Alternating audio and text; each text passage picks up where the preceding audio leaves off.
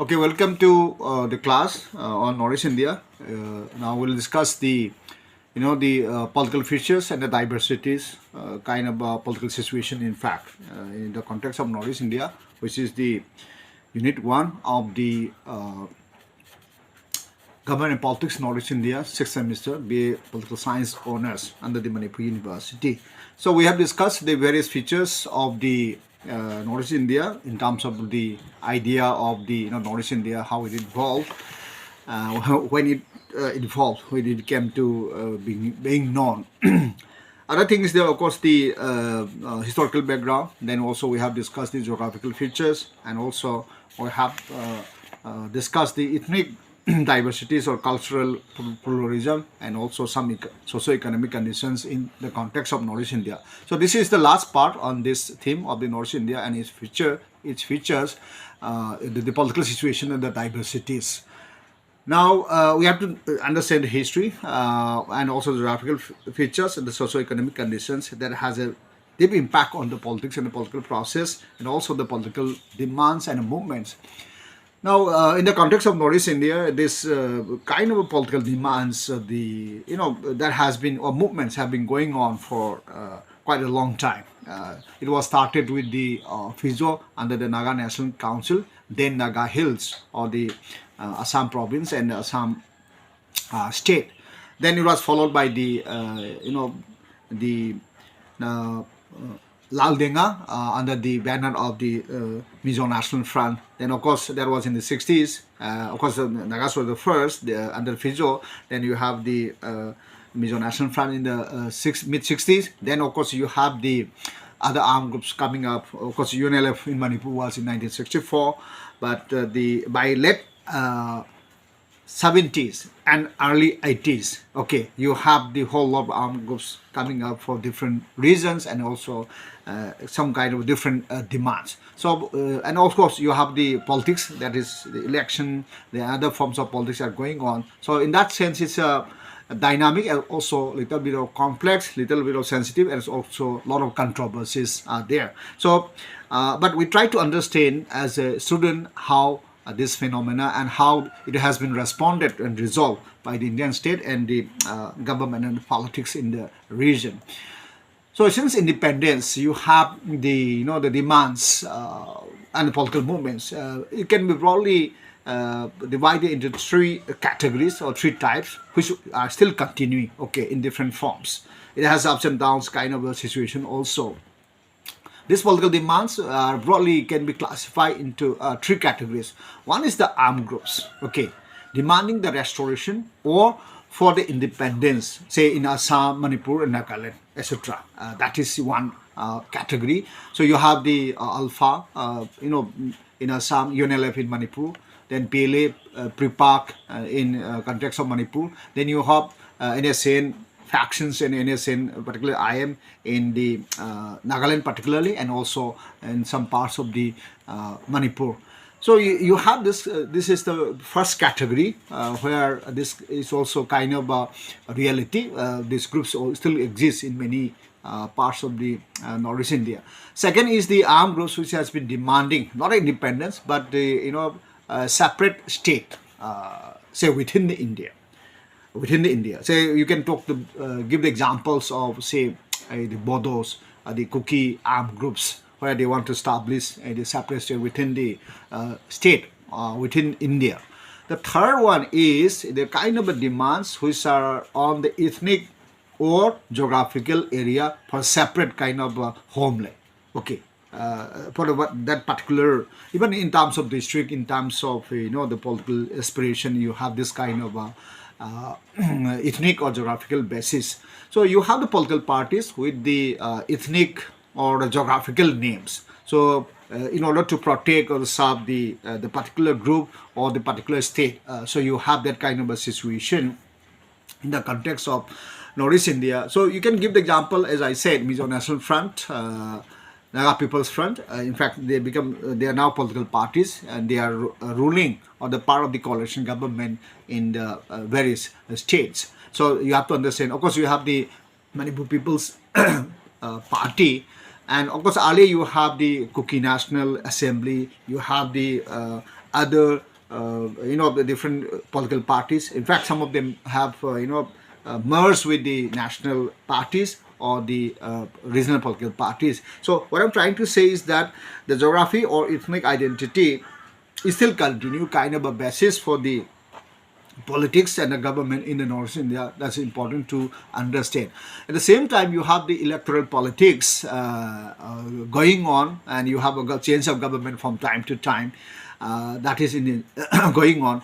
But as this kind of electoral politics and the government formation, the process, you have grown a change, undergone have a change. But you find the use of caste community, sometimes ethnic group, the cultural identity or the tribal identity continue in a very subtle way. Sometimes it may not be visible, but it has a kind of a use, a kind of an impact on the electoral politics.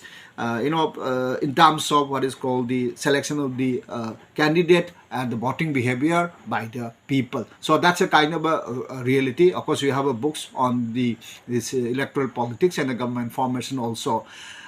And the political parties also, when they operate, this use of identity or traditional customary kind of issues, they use in different forms, even though they may not openly use, but in the reality it is seems to be an important role in the election process.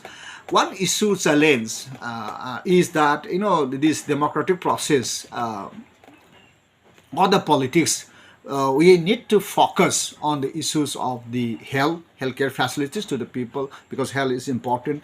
You have to give education as an issue in the politics, because without health and education you cannot transform your society, you cannot empower the people. So when you have the health crisis or the health issue, then it is a kind of economic loss and also a lot of impact on the individual families, but also in the society.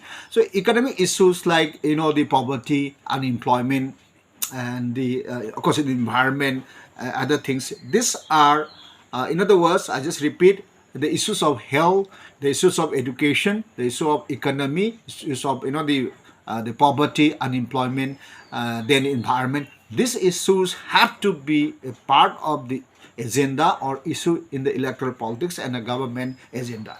It is there, but on the whole, they are not the one kind of a priority, at least in the election or the politics in the region. So therefore, we have a lot of challenges.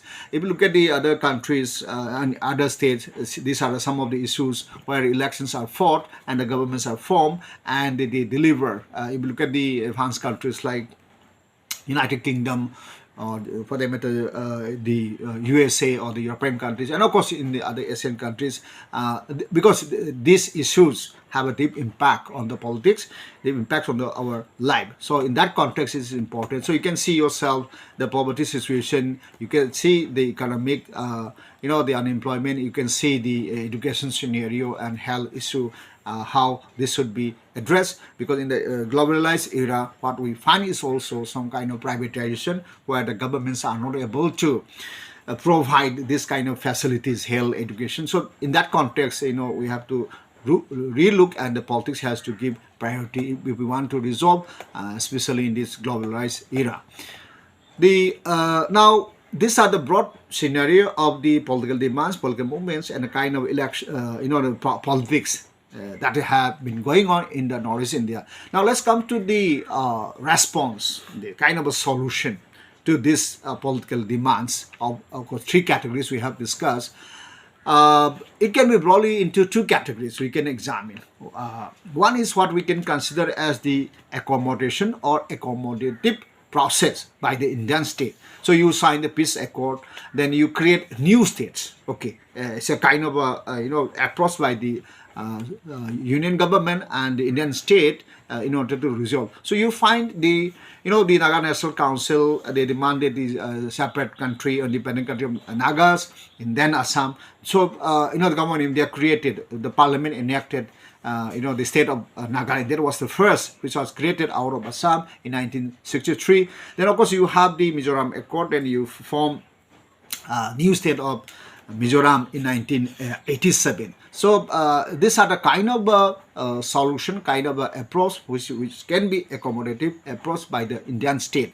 So you have within this accommodative approach the other issues, like you have the peace talk, you have the ceasefire with the armed groups. These are there in Manipur, these are in Nagaland, where the armed groups, factions, armed group, they have been invited. Talks are going on. You have some kind of agreement in Manipur also, with the Kuki armed groups, with the Naga armed groups, and also Bodo, and of course the efforts are also met with the other groups in factions of the other armed groups in the region.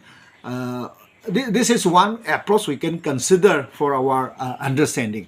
The other approach is, what we can consider as a kind of repressive measures, like say in the form of declaring those armed groups as unlawful, and then you have declaring the particular state as a disturbed area, and you when you have declared the disturbed area, then in that kind of a situation, central government, union government can declare what is called the impose Armed Forces Special Power Act, what we call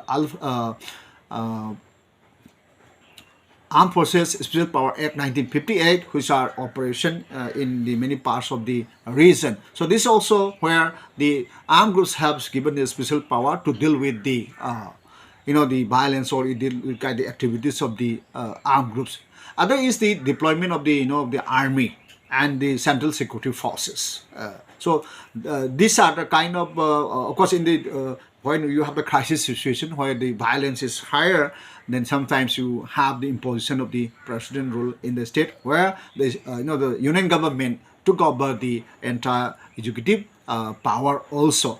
So what we find is that this kind of response, of course, the people are trying to have some kind of a negotiation, kind of a solution, all this political solution, both by the government of India, by the government of the states, and also the stakeholders in the North India. So these are the broad features of the politics. So as I said, we'll discuss a little more detail in the Unit 5 of these political movements and the response of the Indian state. Now, last part, one thing I want to say is that in terms of politics, is that we have the ethnic or community identity politics, which form the basis of the political demands, which form the kind of a process. But irony is that lack of development, what we discussed before, lack of development in terms of opportunities, in terms of resolving socio-economic issues, people say that okay, those are the factors leading to this kind of political demands based on ethnic or geographical identities. But at the same time, what we are seeing is that because of that politics based on the identity or ethnic identity, or the regional or the geographical identity, there is also concern view that this very kind of identity or community or regional politics also contributing what is called the slowing down or acting as a constraint to the development process in the northern region. So these are the the complex issues. It's not very simple, but these are some of the realities in the the different parts of the Northeast India, and of course within the Northeast India, Sikkim, Mizoram. In fact, to some extent, Arunachal Pradesh, they are considered, in terms of conflict, they are less. But if you look at the Assam, Nagaland, Manipur, or to some extent in the Tripura, this issue of the movements, armed groups still exists in different forms than the other. So these are some of the issues I would like to discuss as far as the political situation and the politics in the region, both formal, that is democratic process, electoral politics, but also in terms of the other kinds of politics. So for today we end here. So this is the last of the features of the Northeast India at Unit 1. If you have any issue problem, then you can discuss in the next classes. Thank you.